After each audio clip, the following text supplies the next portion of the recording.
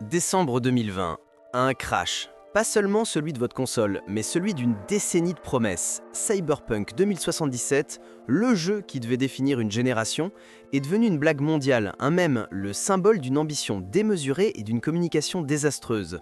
Des textures qui refusent de charger, des PNJ en position T, des voitures qui spawnent du ciel pour s'écraser dans un amas de polygones, c'était le chaos. Un chaos si total que Sony a pris la décision historique de retirer le jeu du PlayStation Store. Avance rapide en 2025, les mêmes forums qui autrefois débordaient de rage sont aujourd'hui remplis d'éloges. Les critiques parlent de chef-d'œuvre, de rédemption complète, d'une des meilleures expériences RPG de tous les temps. Comment est-ce possible ? Comment le plus grand désastre de l'histoire récente du jeu vidéo a-t-il pu devenir l'un de ses plus grands triomphes ? C'est ce que nous allons découvrir aujourd'hui. Dans ce test ultime, nous allons disséquer Cyberpunk 2077 dans son état actuel, celui de l'édition Ultimate, incluant l'immense mise à jour 2.0 et sa seule et unique extension, Phantom Liberty. On va plonger dans son histoire tumultueuse, décortiquer son gameplay entièrement réinventé, explorer les moindres recoins de sa métropole tentaculaire et répondre à la seule question qui compte. En 2025, devez-vous enfin acheter votre billet pour Night City ?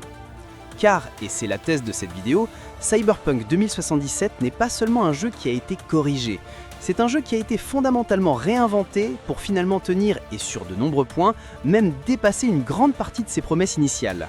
C'est l'histoire d'une résurrection numérique sans précédent, et elle mérite d'être racontée. Alors, attachez vos ceintures, vérifiez vos implants, on part pour Night City. Genèse d'une dystopie, de la promesse au chaos. Pour comprendre l'ampleur de la rédemption de Cyberpunk 2077, il faut d'abord mesurer la profondeur de sa chute. Et pour cela, un retour en arrière s'impose.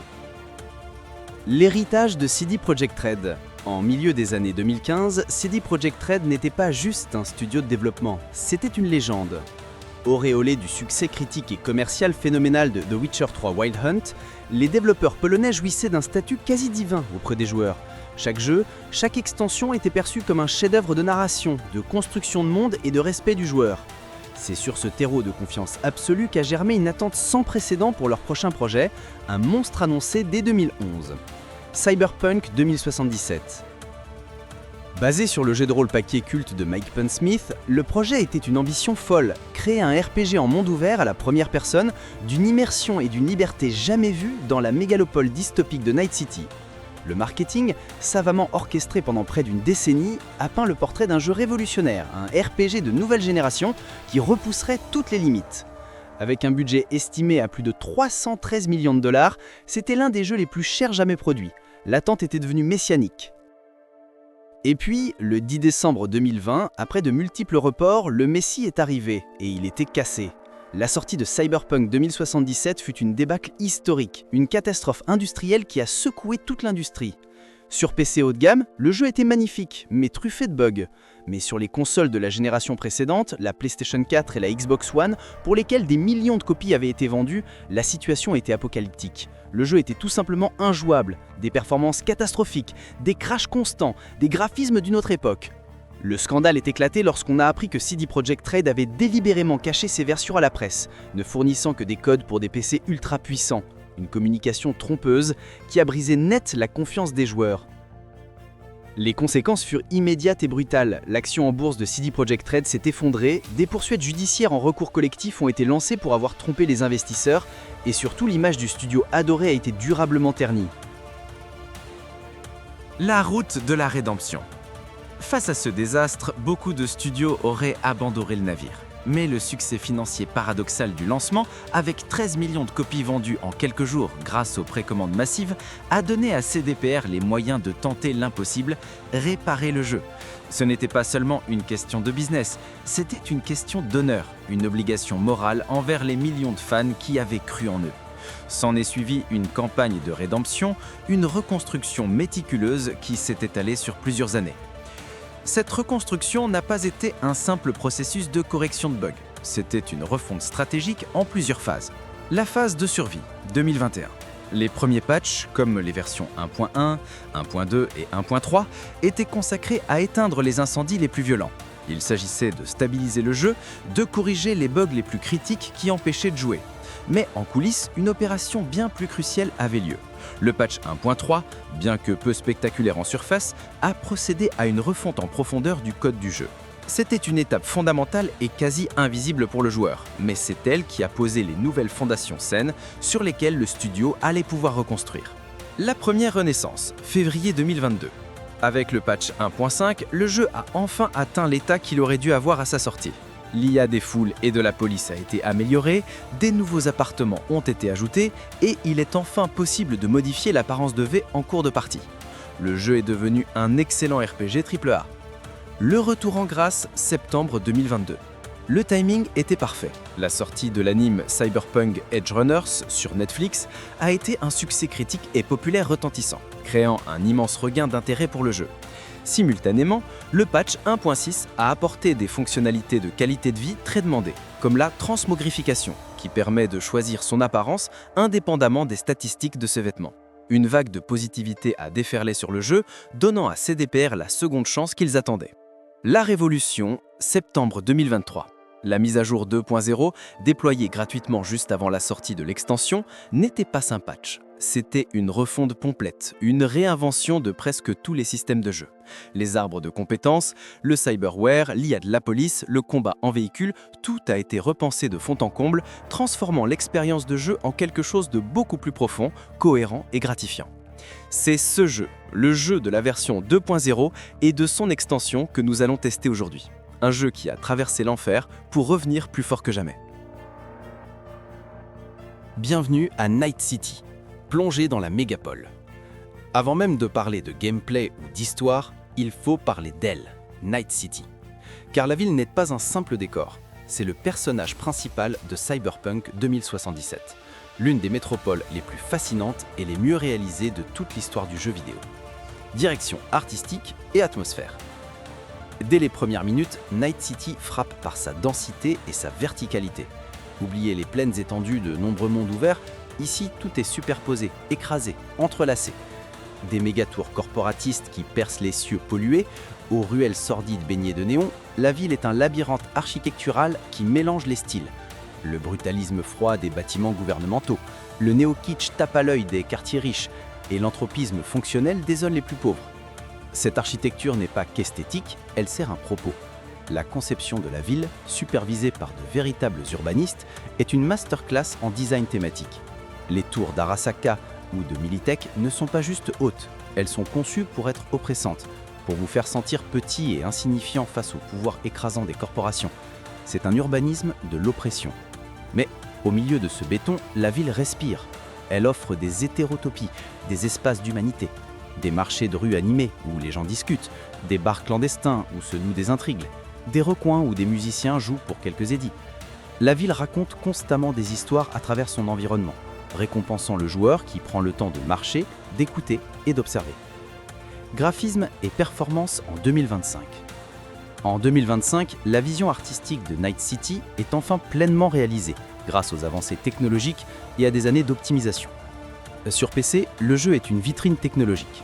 Avec une carte graphique haut de gamme, l'activation du Path Tracing, une forme avancée de Ray Tracing, transforme la ville. L'éclairage devient d'un réalisme saisissant, les néons se reflètent de manière complexe dans les flaques d'eau des rues, les ombres sont soufs et naturelles. C'est une expérience visuelle à couper le souffle, bien que toujours très exigeante pour le matériel. La technologie a enfin rattrapé son art, transformant une ville qui pouvait parfois paraître plastique à sa sortie en un monde tangible et viscéral. Sur les consoles de nouvelle génération, PlayStation 5 et Xbox Series X, l'expérience est tout aussi impressionnante. Le jeu propose un mode qualité avec Ray Tracing, offrant des visuels magnifiques à un framerate stable et un mode performance qui vise les 60 images par seconde pour une fluidité maximale. Fini les crashs et les freezes, le jeu est désormais fluide, stable et visuellement somptueux. C'est enfin le jeu que les gens pensaient acheter en 2020. Immersion sonore. L'immersion dans Night City ne serait pas complète sans son environnement sonore exceptionnel. C'est simple, Cyberpunk 2077 possède l'un des meilleurs sound design jamais créés. Mettez un casque, fermez les yeux au milieu d'un marché de kabuki et vous y êtes. Le brouhaha de la foule, les annonces publicitaires futuristes, le vrombissement des véhicules volants, les conversations des passants. Chaque son est positionné avec une précision chirurgicale pour créer un paysage sonore d'une richesse et d'une crédibilité inouïe. Et puis, il y a la musique. La bande-son composée par Martin Pribolivich, Pete Adamczyk et Paul Leonard Morgan est déjà iconique. Elle mélange des nappes de synthèse ambiante dignes de Blade Runner, des morceaux d'action électro-industrielle percutants et des thèmes plus mélancoliques qui soulignent la solitude de vie. À cela s'ajoutent les nombreuses stations de radio qui diffusent des centaines de morceaux créés spécifiquement pour le jeu, par des vrais artistes sous des pseudonymes fictifs, couvrant tous les genres, du rock énervé de Samurai, le groupe de Johnny Silvershand, au métal industriel de Ritual FM, en passant par la techno de Wexelstrom. La musique n'est pas juste un fond sonore, elle est diégétique, elle fait partie du monde et contribue massivement à son atmosphère. Devenir une légende, analyse du gameplay post 2.0. Si Night City est le corps de Cyberpunk 2077, la mise à jour 2.0 en est le nouveau système nerveux. Elle n'a pas seulement ajouté des fonctionnalités, elle a réinventé la philosophie même du jeu, le transformant en un RPG d'action profond, cohérent et incroyablement fun. La révolution 2.0. Le changement le plus fondamental est le suivant. Avant la 2.0, votre puissance dépendait en grande partie de vos vêtements. Un t-shirt ridicule pouvait vous donner plus d'armure qu'un gilet pare-balles, menant à des aberrations de style. La 2.0 a balayé ce système. Désormais, l'armure et les bonus de statistiques les plus puissants proviennent quasi exclusivement du cyberware, les implants que vous installez dans votre corps. Ce changement, en apparence simple, est une révolution. Il aligne enfin les mécaniques de jeu avec le thème central du transhumanisme. Pour devenir plus fort, vous ne vous habillez plus, vous vous modifiez. Vous sacrifiez une part de votre humanité pour le pouvoir. Création de personnages et build. Le système de progression a été entièrement repensé pour être plus clair et plus impactant. Il repose sur 3 piliers, les attributs, les compétences et le cyberware. Les attributs. Vous investissez des points dans 5 attributs principaux qui définissent l'archétype de votre personnage. Chaque point investi donne un bonus passif et surtout débloque des paliers de compétences, novice au niveau 4, pro au 9, phénomène au 15 et légende au 20, qui donnent accès à des capacités de plus en plus puissantes. Ces attributs façonnent profondément votre approche du jeu. La constitution, body, détermine votre puissance physique brute, chaque point augmente vos points de vie maximum et améliore votre efficacité avec les fusils à pompe, les mitrailleuses légères et les armes contondantes, vous orientant vers le style du solo, un tank brutal spécialisé dans la survie au cœur de la mêlée. Les réflexes, reflexes, gouvernent votre agilité et votre vitesse. Chaque point augmente vos chances de coups critiques. Cet attribut est lié au fusil assaut, pistolet mitrailleur et lame, idéal pour incarner un shinobi, un combattant vif et mortel qui danse entre les balles et les coups de katana. La capacité technique, tech, représente votre savoir-faire technologique, augmentant votre armure à chaque point. Elle est essentielle pour les experts en explosifs et en armes tech, capables de tirer à travers les murs, mais surtout elle débloque le plein potentiel de votre cyberware, faisant de vous un ingénieur redoutable. L'intelligence est le domaine du piratage, augmentant votre mémoire vive RAM maximale et votre maîtrise des armes intelligentes à tête chercheuse. C'est la voix du Netrunner, un hacker qui manipule le champ de bataille à distance, transformant l'environnement et les ennemis en armes. Enfin, le sang-froid, cool, est l'attribut des assassins et des tireurs d'élite. Chaque point augmente vos dégâts critiques. Il améliore votre efficacité avec les pistolets, les fusils de précision et les armes à lancer. Parfait pour le style de l'assassin, un spécialiste de la furtivité, des tirs à la tête et des éliminations silencieuses. Les arbres de compétences. Chaque attribut possède son propre arbre de compétences entièrement redessiné pour être plus lisible. Fini les dizaines de petits bonus passifs. Désormais, chaque arbre propose des branches claires menant à des capacités qui changent la donne, comme la déviation de balles au katana, le piratage de véhicules ou le mode overclock pour les netrunners. Le cyberware est le centre de votre build. Chaque implant consomme une partie de votre capacité de cyberware, une nouvelle jauge qui vous force à faire des choix. Voulez-vous un squelette renforcé pour plus de vie ou un système nerveux plus performant pour ralentir le temps? Vous ne pouvez pas tout avoir. La compétence Edge Runner, au sommet de l'arbre technique, vous permet de dépasser cette limite, mais au prix de votre santé maximale, une mécanique de jeu qui retranscrit parfaitement le concept de cyberpsychose du lore. Les options sont vertigineuses. Les systèmes d'exploitation définissent votre capacité spéciale principale. Le sang dévastant vous permet de ralentir le temps, vous transformant en un éclair de lames et de balles. Le berserk décuple votre force brute et votre résistance, idéal pour les builds de corps à corps. Le cyberdeck est le cerveau du Netrunner, lui permettant de ploder des programmes dévastateurs sur les ennemis. À cela s'ajoutent les implants de bras, comme les lames Mantis, les bras de gorille ou le monocable, qui changent radicalement votre façon de vous battre au contact. Le combat est brutal et varié. Grâce à ces nouveaux systèmes, le combat dans Cyberpunk 2077 est devenu l'un des plus dynamiques et personnalisables du genre. Gunplay, les sensations de tir sont excellentes, en particulier avec les pistolets, revolvers et fusils de précision qui ont un impact dévastateur. Le jeu distingue 3 types d'armes: les armes power, classiques, les armes tech qui peuvent charger leurs tirs pour traverser les couverts, et les armes smart dont les balles sont à tête chercheuse.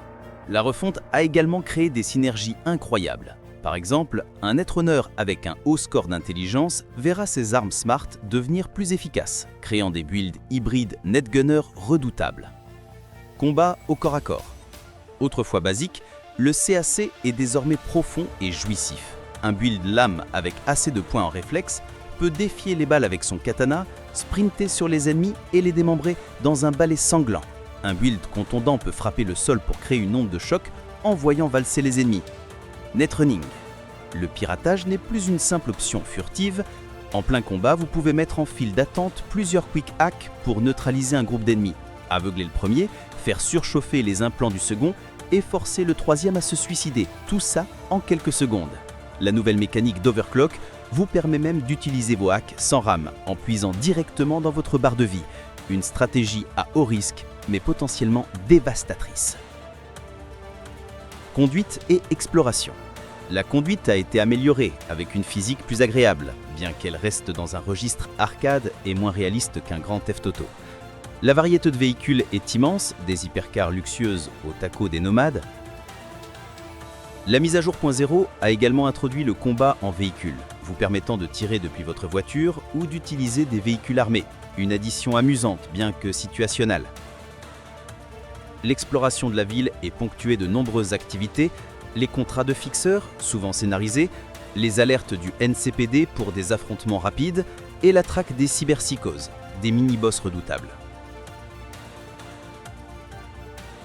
L'histoire principale, ne jamais perdre espoir. Au-delà de son gameplay, c'est par sa narration que Cyberpunk 2077 brille de mille feux. CD Projekt Red prouve une fois de plus son talent exceptionnel pour l'écriture. Un scénario mature et prenant. L'histoire vous met dans la peau de V, un mercenaire, dont le dernier casse tourne au vinaigre, le laissant avec une bombe à retardement dans la tête, une puce contenant le construct numérique, l'âme digitalisée de Johnny Silverhand, une rockstar anarchiste décédée 50 ans plus tôt. Condamné à une mort certaine à mesure que la personnalité de Johnny écrase la sienne, V se lance dans une quête désespérée pour trouver un remède. Ce postulat de départ est le moteur d'un récit mature et captivant, qui explore avec brio les thèmes comme l'identité, la mortalité, le deuil et la nature de l'âme à l'ère numérique. Des personnages inoubliables. Le véritable cœur du jeu, c'est sa galerie de personnages. La relation entre V et Johnny Silverhand, incarné par un Keanu Reeves plus investi que jamais, est l'une des plus belles dynamiques de duo de l'histoire du jeu vidéo. D'abord antagoniste, une voix cynique et hostile dans votre tête, Johnny évolue au fil de l'aventure, devenant un confident, un mentor, presque un ami, à mesure que les deux personnalités s'entremêlent.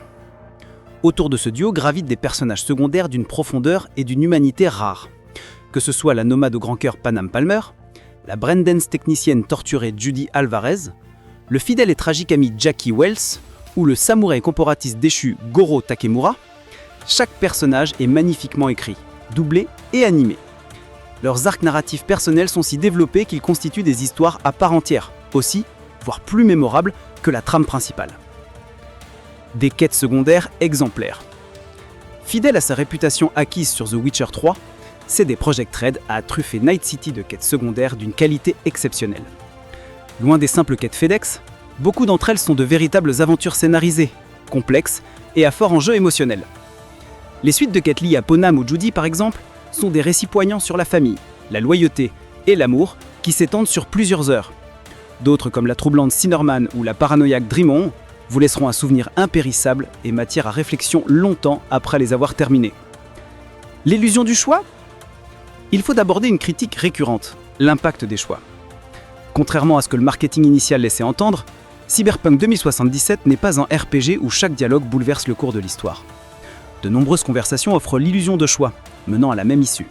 De même, le choix de votre parcours de vie en début de partie, nomade, gosse des rues ou corpo, s'avère décevant, ne modifiant que le prologue et quelques lignes de dialogue uniques par la suite. Cependant, il s'agit moins d'un défaut que d'un parti pris de design narratif. Le jeu a sacrifié une partie de l'agence du joueur, typique des RPG dits bac à sable, au profit d'une mise en scène cinématographique et d'une narration plus maîtrisée, centrée sur l'immersion et l'attachement émotionnel.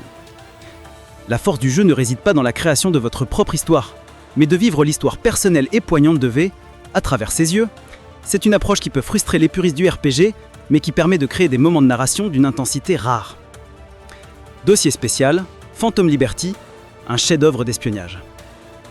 Si la mise à jour 2.0 a été la résurrection de Cyberpunk 2077, Phantom Liberty en est l'apothéose.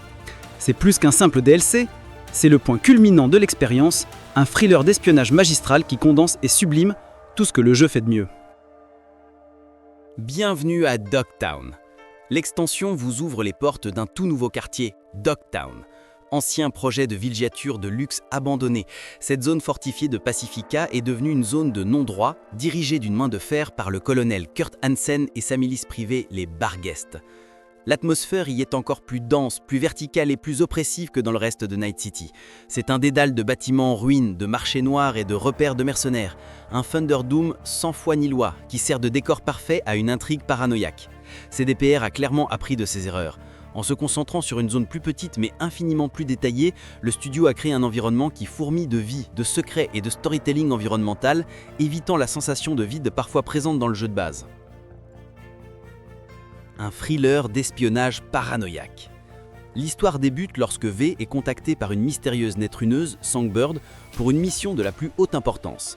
La navette de la présidente des Nouveaux États-Unis d'Amérique, NUSA, Rosalind Myers, a été abattue et s'est écrasée en plein cœur de Dogtown. Votre mission, la secourir. Ce qui commence comme une simple mission de sauvetage se transforme rapidement en un thriller d'espionnage complexe, un nid de vipères où chaque personnage a ses propres motivations, ses propres secrets. Trahison, dilemmes moraux, agenda caché, Phantom Liberty tisse une toile narrative captivante, digne des meilleurs films du genre. Nouveaux personnages magistraux. Cette intrigue est portée par des personnages exceptionnels. Au centre du récit se trouve Solomon Reed, un agent dormant de la FIA réactivé pour cette crise, incarné par un Idris Elba impérial. Son personnage, charismatique, loyal mais brisé, apporte une gravité et une profondeur incroyables à l'histoire. Face à lui, l'énigmatique Songbird, une neutruneuse surdouée dont les motivations restent floues jusqu'au bout, est un personnage fascinant de complexité. Leurs interactions avec V sont au cœur de choix déchirants qui auront des conséquences dramatiques. Des quêtes mémorables et une nouvelle fin. La campagne de Phantom Liberty est plus courte que la campagne du jeu de base, mais chaque mission est un morceau de bravoure, spectaculaire et mémorable. Les choix que vous ferez à des moments clés vous mèneront sur des chemins très différents, aboutissant à plusieurs fins distinctes pour l'extension. Plus important encore, l'une de ces fins débloque une toute nouvelle conclusion pour l'histoire principale du personnage de V. Cette fin, poignante et douce amère, est si puissante qu'elle recontextualise tout le voyage du personnage et peut être considérée comme la vraie, l'aboutissement thématique de sa quête. Le DLC n'est donc pas une simple histoire annexe, il devient une pièce maîtresse de l'arc narratif global. Nouvelle couche de gameplay. En plus de son histoire, Phantom Liberty enrichit considérablement le gameplay. L'arbre de compétences relique, une nouvelle branche de compétences exclusive à l'extension qui débloque de nouvelles capacités dévastatrices pour votre cyberware de bras, les lames mantis, le monocable, etc. Pour gagner des points reliques, il faut explorer Dogtown à la recherche de terminaux militech cachés, une excellente incitation à l'exploration. Nouveau contenu. L'extension ajoute une pléthore de nouvelles armes et de véhicules iconiques, ainsi que de nouvelles activités en monde ouvert comme les largages aériens, des caisses de boutins très convoitées qui apparaissent aléatoirement, et les contrats de vol de véhicules pour le fixeur El Capitan. En somme, Phantom Liberty est une extension exemplaire qui justifie à elle seule l'achat du jeu en 2025. Difficulté et accessibilité. Un dernier mot avant le verdict sur la manière d'aborder le jeu. Choisir son défi. Cyberpunk 2077 propose 4 niveaux de difficulté que vous pouvez changer à tout moment. Facile et normal, Ces modes sont parfaits si vous souhaitez vous concentrer sur l'histoire et l'exploration sans vous heurter à des murs de difficulté. Attention cependant, avec un build optimisé, le jeu peut devenir très, voire trop facile en fin de partie. Difficile. C'est le mode que beaucoup considèrent comme le plus équilibré. Il offre un défi constant qui vous oblige à utiliser vos compétences et votre équipement intelligemment, sans pour autant transformer les ennemis en éponges à balles frustrantes. Très difficile est recommandé pour un deuxième run ou pour les joueurs en quête d'une expérience immersive et exigeante. Le début du jeu est particulièrement ardu et vous forcera à maîtriser toutes les mécaniques de jeu, de la furtivité au crafting en passant par l'optimisation de votre cyberware. C'est le mode où l'on se sent vraiment comme un mercenaire qui gravit les échelons de Night City à la sueur de son front. Accessibilité. Il est important de souligner que CD Projekt Red a fait un travail considérable sur l'accessibilité. Le jeu propose une myriade d'options pour adapter l'expérience, taille et fond des sous-titres, mode pour daltonien, aide à la visée très paramétrable pour le combat à distance et au corps à corps, options pour réduire le mal des transports, changement du champ de vision, réduction du balancement de la caméra, remapping complet des touches et bien plus encore. C'est un excellent exemple de jeu AAA qui s'efforce d'être accueillant pour le plus grand nombre de joueurs possible. Verdict 2025. La rédemption est-elle complète? Nous voilà au terme de ce long voyage. Alors, en 2025, Cyberpunk 2077 vaut-il enfin le coup? La réponse est un oui, franc, massif et sans équivoque. Le jeu actuel est une réussite éclatante, portée par des qualités indéniables. Son monde ouvert, Night City, est une merveille de design, offrant une densité, une verticalité et une richesse visuelle rarement égalées. L'écriture est d'un niveau exceptionnel, donnant vie à un scénario principal captivant et à une galerie de personnages inoubliables et profondément humains. La refonte du gameplay avec la mise à jour 2.0 a transformé l'expérience, rendant le système de compétences, de cyberware et de combat à la fois profond, cohérent et extrêmement jouissif. L'extension Phantom Liberty est la cerise sur le gâteau, un thriller d'espionnage magistral qui est tout simplement indispensable. Enfin, sur les plateformes actuelles, la réalisation technique et artistique est de pointe, offrant un spectacle visuel époustouflant. Bien sûr, la perfection n'est pas de ce monde. Quelques bugs mineurs et glitches de collision peuvent encore survenir. Et la conduite, bien qu'améliorée, conserve un style arcade qui pourrait ne pas plaire à tout le monde. De plus, l'impact des choix de dialogue dans le jeu de base reste parfois limité en dehors des moments narratifs clés. Mais ces quelques défauts pèsent bien peu face à l'immensité des qualités du titre. Pour les nouveaux joueurs, si vous n'avez jamais mis les pieds à Night City, c'est le meilleur moment possible de le faire. Vous arrivez après la bataille, bénéficiant de plusieurs années de correction, d'amélioration et de réinvention. Vous allez découvrir le jeu dans sa forme la plus aboutie, la plus stable, la plus complète. L'expérience définitive que tout le monde espérait en 2020 est aujourd'hui une réalité. Pour tout amateur de RPG, de monde ouvert et de grandes histoires, Cyberpunk 2077 Ultimate Edition est un achat absolument indispensable. Pour les vétérans déçus de 2020, à vous, les pionniers malheureux, les déçus de la première heure. Oui, vous aviez raison d'être en colère. Oui, le jeu qu'on vous a vendu en 2020 était une promesse brisée. Mais le jeu a changé, ce n'est plus le même. La refonte complète et du gameplay avec la mise à jour 2.0 et l'excellence narrative de Phantom Liberty ont transformé l'expérience. Ce n'est pas juste une couche de vernis sur une carcasse rouillée, c'est une reconstruction totale. Donnez-lui cette seconde chance que les développeurs ont tant travaillé pour mériter. Vous pourriez bien vous surprendre de retrouver non pas le jeu que vous avez détesté, mais celui dont vous aviez rêvé. L'histoire de Cyberpunk 2077 est unique. C'est le récit d'une chute vertigineuse et d'une ascension encore plus spectaculaire. Le jeu est passé du statut de conte moral sur les dangers de la hype et de la culture du crunch à celui du plus grand comeback de l'histoire du jeu vidéo. En 2025, avec son extension magistrale, ce n'est plus seulement un bon jeu qui a été réparé, c'est un monument du RPG, une œuvre d'art interactive qui, après avoir frôlé la mort, a non seulement tenu ses promesses, mais a su, avec le temps, forger sa propre légende. Une légende faite de chrome, de néon et d'une incroyable résilience. Et vous, quelle est votre histoire avec Cyberpunk? L'avez-vous découvert récemment ou lui avez-vous donné une seconde chance? Partagez votre expérience dans les commentaires, ça m'intéresse énormément. Si cette analyse en profondeur vous a plu, n'oubliez pas de laisser un pouce bleu et de vous abonner pour ne pas rater les prochains tests. C'était Vodaï, prenez soin de vous et à bientôt dans les rues de Night City.